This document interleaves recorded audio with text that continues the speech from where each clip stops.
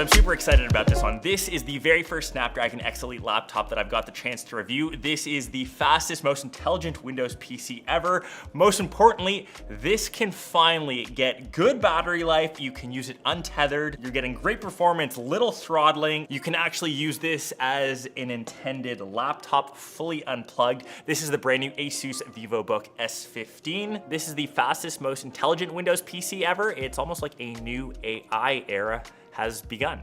Like I mentioned, it's rocking the Snapdragon X Elite architecture. It is Copilot plus PC. I'm gonna get right into the specs. It's rocking a 12-core CPU, 45-watt TDP. It's got 32 gigs of RAM with a terabyte of space. It's priced at $1299, so right on par with the M3 MacBook Air.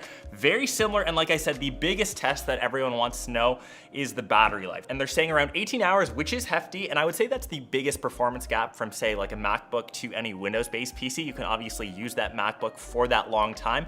For this, with heavy use, or I guess, day-to-day tasks, I'm rocking 12 plus, which is honestly really good for a Windows PC, like one of the best that I've used. These are obviously all ARM-based apps that I'm using. They're obviously paired to be efficient. So stuff like Photoshop, it's quick. The biggest difference, honestly, is just browsing the net. I'm using Edge as a browser. It's just like instantaneous. It almost reminds me like a mobile-based thing. Of course, I was using Edge, but one of the snappier responses is just how quick this is to turn off or on just from sleep. So obviously off and pressing back on.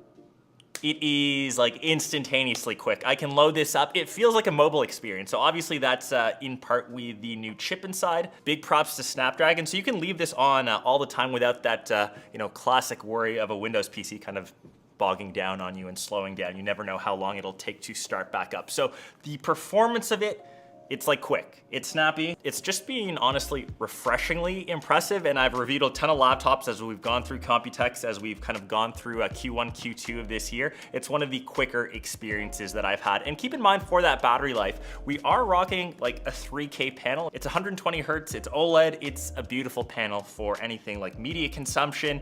Things just look nice and inky. It's 100% in the DCI-P3 color space. It's a great panel. So kind of keep that in mind when you're comparing it. And once again, it's 1.2 times faster CPU performance than the M3 MacBook Air. So it's a very capable machine. And for ASUS, this is a full metal body design. It feels nice and solid, in no way cheap. You've got the full slots of I/O on the side, so full HDMI, 2 USB-C ports, micro SD card slot, and headphone jack. Maybe my only gripe is to get that full size. They've got enough space for it. And on the other side, 2 USB-A ports. It's nice and minimal with that aluminum feel. And of course, the ASUS Vivobook in just small writing on the side. When you open it up, 180 degrees, so you can easily plug this into any sort of display that you have at home. And the keyboard is obviously nice enough to use, nice enough to type on, and you've got some nice clickiness on the actual trackpad. Slightly off center as we have a small little number pad, which I'm always a fan of with laptops on the side. It is RGB lighting, just one color, which you can change within the ASUS settings. Speakers are Harman Kardon, but unfortunately they are downwards firing. Maybe it's the weakest point of the laptop. Like, it's good, but it's not that deep. And you can also see the rest of the thermal venting there, as well as on the back. And they're using ASUS's ice cool thermal tech. So they have 2 ice blades, essentially they're fans, and 2 heat pipes. You saw all the venting. And the nice thing with regular like day-to-day use, like your productivity stuff, like when you're responding to emails, word processing, browsing the net, just watching any sort of content, it is like dead silent, which obviously I love. When you're starting to push it, when you're using those ARM-based apps, like a lot of Lightroom, I've been doing a lot of edits, all of my photos in my past little while I've been traveling. You can hear the fan ramp up, but you're still getting most of that performance. Like I would say 95, 98% of the performance with this unplugged, which you couldn't really do before. I'm able to take this on a plane. I've already done over 100,000 miles. We're around halfway through the year. I'm able to work on this without having to worry about charging it. And even for a full-fledged flight from, say, here to Taipei, I can use this for the majority of the time. But I would say where this rightly so doesn't do well is on that old architecture for x86 based apps. So, when you're trying to game on this, even some basic things like Fortnite, Call of Duty, obviously a no-no. Most AAA titles are not ARM-based, so you just have to keep that in mind. This is a productivity-based laptop, and as long as you stay in that ARM space, you will be a very, very happy camper. Obviously, this being a Copilot Plus PC laptop, it has that Microsoft Copilot button. You have all of the AI features. One of the first ones, which just maybe showcases how bad of an artist I am. So within Paint, it's got co-create. So this is like the extent of my skills, like drawing a house in a field. Obviously it's like on par with a 3-year-old, but with this co-create button, I can actually create something that looks way better.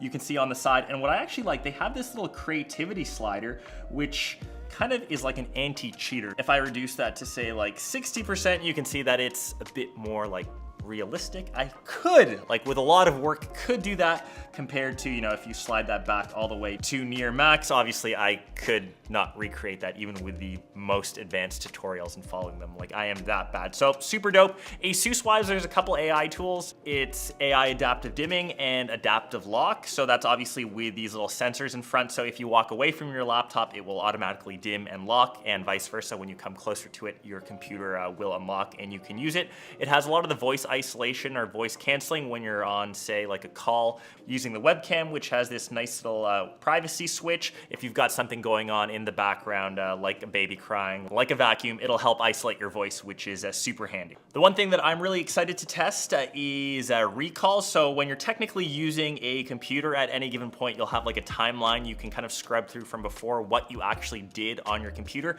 That update should be coming to this device shortly. I think that will be super handy, but yeah, a lot of obviously AI features like we've seen this entire year rolling into this device. And kind of last but not least, all that is kind of packed into, like I said, all metal chassis design. So the weight is still totally usable. It's 1.42 kilograms, and I'm actually heading out on a trip to Paris actually for the Olympics coming up. So I'll bring this, I'll let you know my actual travel thoughts. Battery wise, like I mentioned, it's 70 watt hours, but I will be pushing this completely like unplugged when I'm on that plane ride. And yeah, overall a really cool package. And once again, not too expensive comparatively to what else you're getting. It's that battery life, which I think is the best like feature of this. It's been cool to test out, you know, something new. Obviously laptops have been around forever, but that Snapdragon X Elite, I know that there's been a lot of hype around their compute platform. It has lived up decently well to that. If you have any other thoughts, let me know down below in the comments. Are you interested in, you know, something like this? I feel like the laptop game slash space has kind of been blown a bit open in that sense, which is always fun as being a techie. And I will catch the rest of you when I'm back from my trip, and we'll let you know how this survived unplugged. Peace.